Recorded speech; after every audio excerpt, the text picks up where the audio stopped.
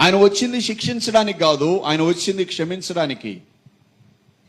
ఆయన భూమి మీద మానవుల యొక్క పాపములు క్షమించడానికి అధికారం కలిగిన వాడై ఉన్నాడు.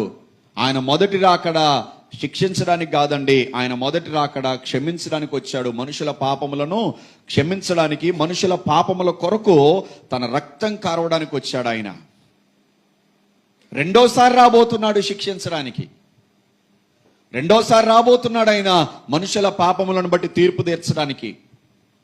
కానీ ముందు మాత్రం ఆయన వచ్చినటువంటి మొదటి రాకడ, ఆయన వచ్చింది మాత్రం శరీరధారిగా మనుషుల పాపములను క్షమించడానికి, వారి కొరకు ప్రాణం పెట్టడానికి. అయితే ఇక్కడ కూడా మనం చూస్తున్నాం, ఆ స్త్రీని ఆయన అంటున్నాడు కదా, నేను కూడా నీకు శిక్ష విధింపను. శిక్ష విధిస్తాడటనా విధించినట్టునా? అంటే క్షమించినట్టేనా?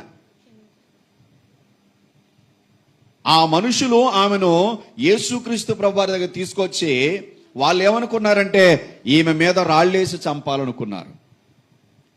కానీ యేసు ప్రభువారు ఏమనుకున్నారు? ఈమెను నేను క్షమించాలి అనుకున్నారు. వాళ్ళు పక్షవాయు రోగిని తీసుకొచ్చిన వాళ్ళు అనుకున్నారు ఈ పక్షవాయు రోగిని, ఈ రోగం నుంచి దేవుడు విడిపించాలనుకున్నారు. కానీ దేవుడు ఏమనుకున్నాడు? ముందు ఇతని పాపాలు నేను క్షమించాలి అనుకున్నాడు.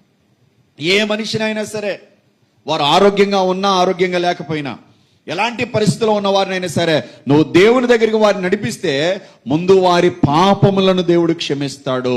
వారి పాపములు ముందు క్షమించబడాలి. హల్లెలూయా.